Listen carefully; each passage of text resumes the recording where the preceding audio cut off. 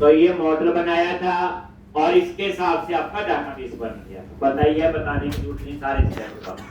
ठीक, उसके बाद हम बना रहे थे कंट्रोलर, एम्प्लॉय कंट्रोलर, और ये जो कंट्रोलर है आपका employ controller.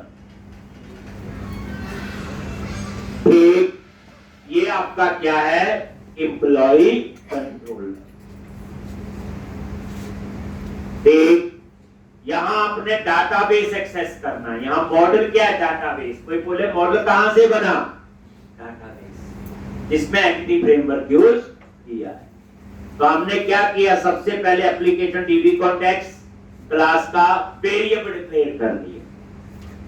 Read only member का मतलब है कि इनको कहीं भी चेंज नहीं कर सकते, सिर्फ एक जगह चेंज कर सकते हैं, कंस्ट्रक्टर में। तो मैंने क्या किया, कंस्ट्रक्टर में उसका ऑब्जेक्ट बना दिया, न्यू करके इनिशियलाइज हो गया। बट इसके अलावा आप कहीं और रीड ओनली मेंबर को चेंज नहीं कर सकते, तभी हम इसको क्या कहते हैं, रीड ओनली। उसके बाद इंडेक्स नाम का ये एक्शन बना हुआ था। तो टेबल से डाटा फेच करने के लिए हमने एक वेरिएबल डिक्लेयर किया, एम्प्लॉय लिस्ट। वेयर एक ऐसी डाटा टाइप है जिसमें किसी भी टाइप का डेटा स्टोर हो सकता है, चाहे स्ट्रिंग हो, चाहे एरे हो, चाहे कलेक्शन हो, चाहे ऑब्जेक्ट हो। और उसके बाद कैसे हमने टेबल से डाटा फेच किया, तो कॉन्टेक्स्ट आपका ये वेरिएबल है, उसके अंदर एम्प्लॉइज नाम से हमने क्या बनाई है, प्रॉपर्टी। F12 प्रेस करके कोई चीज ना पता चले, देखो हमने बनाई है एप्लीकेशन डीबी कॉन्टेक्स्ट। ठीक, और डॉट टू लिस्ट किसके लिए होता, कलेक्शन बनाने के लिए। जैसे आप लोग लिखते हैं select star from table name, तो ये वो चीज है। और वो सारा डेटा जो है एम्प्लॉय का इसमें आ जाएगा। और इसको पास कर दिया हमने किसको, व्यू। और इसका व्यू हमने कल बनाया था। अब इस व्यू पे जाना है तो बताया था कैसे जाओगे, कहीं पे भी राइट क्लिक कर दो इंडेक्स के अंदर, देन गो टू व्यू। ठीक, तो सबसे ऊपर वाली लाइन में क्या बोला था मैंने, आई इनमरेबल। आई इनमरेबल तब लगाना है जब यहां पे टू लिस्ट हो, मतलब कलेक्शन हो। ठीक, तो यहां टू लिस्ट आपको लगाना, अगर लिखा है तो फिर यहां पे क्या आएगा, आई इनमरेबल। आई इनमरेबल क्या बनाएगा, कलेक्शन। किसकी बनाएगा, ये देखो, ये एम्प्लॉय मॉडल किसकी बनाएगा, एम्प्लॉय मॉडल।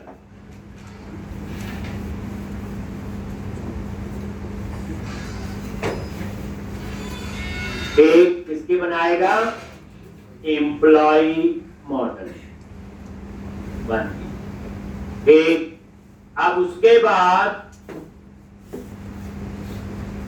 नहीं, ये बाद में बताएंगे, तो डायनामिक प्रॉपर्टी बनाने के लिए होता है। फिर ये हमें पता था, एम्प्लॉय लिस्ट, ये मैंने बूटस्ट्रैप की क्लास अप्लाई कर दी। ये इन्होंने एक लिंक बनाया हुआ, क्रिएट न्यू टेक्स्ट होगा। जब इस पे क्लिक करेंगे तो कहां जाएगा, क्रिएट नाम से जो एक्शन है, अभी हमने वो एक्शन बनाना है। आप बोलोगे ना कंट्रोलर का नाम नहीं दिया हुआ। अगर जिस कंट्रोलर में बैठे हैं और उसी कंट्रोलर में वो एक्शन है, तो कंट्रोलर का नाम देने की जरूरत नहीं। जैसे एम्प्लॉय कंट्रोलर में तो क्रिएट मैंने एम्प्लॉय में बनाना है। एक, उसके बाद ये इन्होंने टेबल बनाया हुआ, थोड़ा बहुत बूटस्ट्रैप मैंने अप्लाई कर दिया। देखो बच्चे, जब पढ़ रहे हैं ना, जो चीज आती है ना, उसको लिखने से परहेज नहीं करना।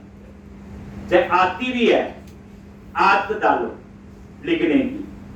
ये थोड़ी बहुत बूटस्ट्रैप हमें आ गई तो हम लिख रहे हैं, तो जो चीज आती है लगे यहां फिट हो सकती है जरूरी। एक टी है, टेबल हेडिंग, और एक रो बन के हेडिंग के।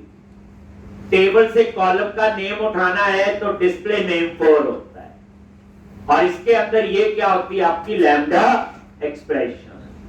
लैम्डा एक्सप्रेशन क्या आपके शॉर्टकट है। एक, जैसे ये वेरिएबल है एम, कुछ भी नाम रख सकते हो। और ये वेरिएबल किस टाइप का डिक्लेयर होगा, जो आपका मॉडल ऐड है। और एक ही मॉडल ऐड हो सकता है, ये मैं बार बार कहता हूं, ठीक। और इसमें कौन सी है, एम्प्लॉय। तो ये देखो, और ये गोज टू ऑपरेटर और एम डॉट नेम।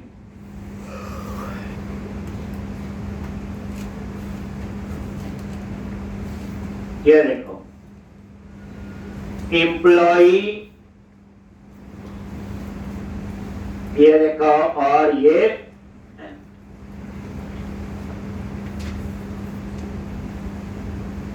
एक एम्प्लॉई और ये उस टाइप का। देख लो, मैंने थोड़ी बोला एम्प्लॉय टाइप का बने, इसमें किसको मॉडल है जो ऊपर है। और ये एम डॉट नेम, जैसे यहां मॉडल है तो ये भी एम्प्लॉय, इस वेरिएबल का नाम कुछ भी हो सकता है, बस मॉडल डॉट एड्रेस सैलरी, ये कॉलम के नेम। इतना मैंने कल आपको बताया। उसके बाद ये टी हेड क्लोज हो गया, और बताया हुआ डेटा के लिए क्या लिखते हैं, टी बॉडी, ये तो मैंने करवाया हुआ। और ये फॉर ईच, तो बताया था फॉर ईच एक ऐसा लूप है जिसमें सिर्फ नेक्स्ट ही काम करता है, आगे ही जाता है। ठीक, जो फॉर लूप है उसमें आगे पीछे दोनों साइड जाता है। फॉर में आपको बताना पड़ता कितनी बार लूप चले, ये उतनी बार चलेगा जितना डाटा होगा। जैसे मान लो मॉडल जो है, अब ये मॉडल कीवर्ड है, याद रखना है एम कैप्स में। और ये किस टाइप का डिक्लेयर हुआ, जो ऊपर है, आप देख लो, ये देखो लिखा ना आई इनमरेबल, और कौन सा, एम्प्लॉय, मतलब कलेक्शन है। आई नंबरेबल मतलब क्या है, कलेक्शन है एम्प्लॉय क्लास की, ये वही हुआ। कलेक्शन कुछ नहीं होता है, जैसे क्लास का ऑब्जेक्ट का एरे बनाते हैं, उसमें क्या कह देते हैं, कलेक्शन। ठीक, और ये देखो, अब इसमें क्या करेंगे, इस मॉडल से एक एक रिकॉर्ड उठाता जाएगा आइटम में। आइटम में किसी भी टाइप का डेटा स्टोर हो सकता है। और ये देखो, आइटम ऑटोमेटिकली किस टाइप का डिक्लेयर हुआ, एम्प्लॉय टाइप लिखा, आई नंबरेबल नहीं लिखा है, क्योंकि इसमें एक एक ऑब्जेक्ट आए, इसमें आपका एक एक ऑब्जेक्ट आए। तो मॉडल क्या कह रही है, एम्प्लॉय क्लास का ऑब्जेक्ट का एरे, तो एक एक ऑब्जेक्ट उठाता जाएगा, आइटम में डालता जाएगा। मान लो टोटल 15 एम्प्लॉय है, 15 बार चलेगा। और उसके बाद ये टीआर टेबल रो, और इसके अंदर टीडी टेबल डेटा, ये डाटा के लिए। अब ये देखो, ये जो टीआर है, ये कितने लगेंगे, जितने रिकॉर्ड। मान लो 15 एम्प्लॉय है, ये 15 बार टीआर टैग लगाएगा, 15 रो बनेंगे। ठीक, और उसके बाद टीडी टेबल डेटा, और डिस्प्ले 4 होता आपका, किसके लिए होता, कॉलम का डाटा उठाने। डिस्प्ले नेम 4 किसके लिए था, ऊपर कॉलम का नेम उठाने के। हम जाके हैडिंग, कॉलम का नेम उठाना है तो डिस्प्ले नेम 4, और कॉलम की वैल्यू उठानी है डिस्प्ले 4, याद रखना। और ये क्या सारे HTML हेल्पर। ठीक, ये जो नेक्स्ट क्वेश्चन करवाऊंगा बच्चे, सब हमने लिखना है, कोई हैंडराइटिंग का पता नहीं चलता इसमें, ये आपने लिखा या इन्होंने लिखा, बट नेक्स्ट में तो हमें लिखना ही पड़ेगा। ये वही मॉडल आइटम एक वेरिएबल ले लिया, और इसमें क्या, वही लैम्डा एक्सप्रेशन, ये आइटम वेरिएबल लिया इन्होंने, item dot name, item dot address, item dot sale, ID नहीं दिखाते, प्राइमरी की कॉलम। ठीक, और उसके बाद ये 3 एक्शन लिंक लगाए हैं, एक एडिट के लिए, एडिट बताइए आप, वही फाइंड एडिट टेक्स्ट आ गया। ये जो एडिट है, ये एक्शन का नेम है जो हमने अभी बनाना है। और किस रिकॉर्ड को एडिट करना, फाइंड, उसका ये आईडी पास करेंगे। क्या पास करेंगे? ID as a parameter.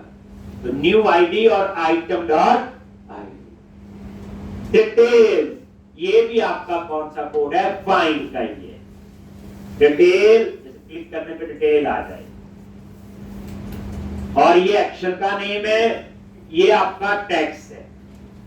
Controller का नेम हमें लिखने की जरूरत नहीं है, क्योंकि सारे एक्शन इसी कंट्रोलर के अंदर बने। और आईडी इसमें पैरामीटर। सेव, डिलीट, टैक्स और ये डिलीट एक्शन, ये बनाने हैं, अभी बनाए नहीं है। और किस रिकॉर्ड को डिलीट करना, यहां तरीका अलग होगा। और यहां पे क्या पास किया? आईडी।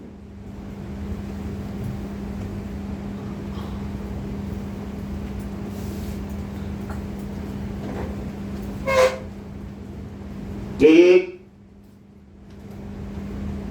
लॉजिक बस।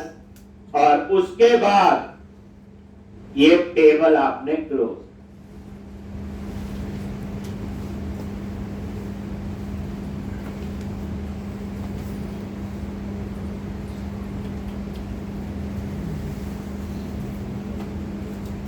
ले रहे हैं, कुछ नहीं चेंज किया बच्चे, थोड़ा सा मैंने बताया आपको। अब आप रन करो, ये बाद में हम खुद लिखेंगे, डरने की जरूरत नहीं। जितना व्यू का कोड है ये हमने लिखा। एक बार आप रन करके देखो।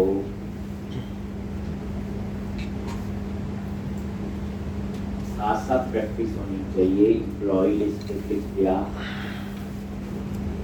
अभी तो खैर टेबल में डाटा है, इसलिए डाटा नहीं आएगा।